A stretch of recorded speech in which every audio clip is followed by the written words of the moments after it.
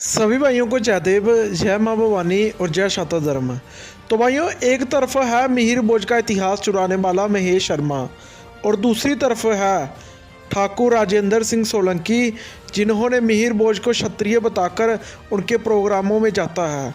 तो आप सभी देख सकते हो कि एक तरफ गैर क्षत्रिय को टिकट दे रखी है जो क्षत्रिय विरोधी काम करता है, और एक तरफ कट्टर क्षत्रिय को टिकट दे रखी है जो चाहे महाराणा प्रताप हो, चाहे मिहिर भोज हो, पृथ्वीराज चौहान हो, सबकी जयंती में जाने का काम करता है। उसको पहले से पता है मिहिर भोज क्षत्रिय है, क्योंकि वो पीछे आप सभी फोटो देख सकते हो, वो उसके कार्यक्रम में जाते रहता है। और दूसरी तरफ मिहिर भोज का इतिहास चुराने वाला महेश शर्मा क्षत्रियों के वोटों से जीतकर नोएडा में दूसरे समाज की गैलरी बनाता है, और वहां पर मिहिर भोज को क्षत्रिय जो वंश उनका प्रतिहार परिहार क्षत्रिय है उनको दूसरी जाति का बताता है।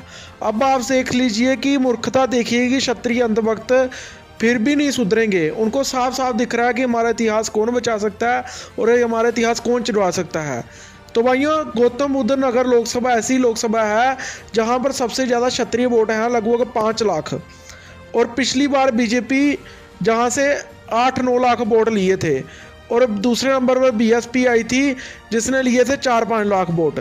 पिछली बार पूरे के पूरे क्षत्रिय समाज के 5 लाख वोट इसको महेश शर्मा को पड़े थे, जिसकी वजह से ये जीत गया था। और जीत कर इसने क्या किया कि गुज्जर जो कि जिनके 3-3.5 लाख वोट है उनकी गैलरी बनवाई, और मिहिर भोज का जो क्षत्रिय है उनका इतिहास चुरवाने का काम किया। उसने 5.5 लाख वोट की तरफ नहीं देखा, उसने 3-4 लाख वोट की तरफ देखा, क्योंकि उसको पता है क्षत्रिय समाज तो अंधभक्त है। ठीक है, तो अब इसको उस अंधभक्ति का सबक सिखाने का वक्त आ गया।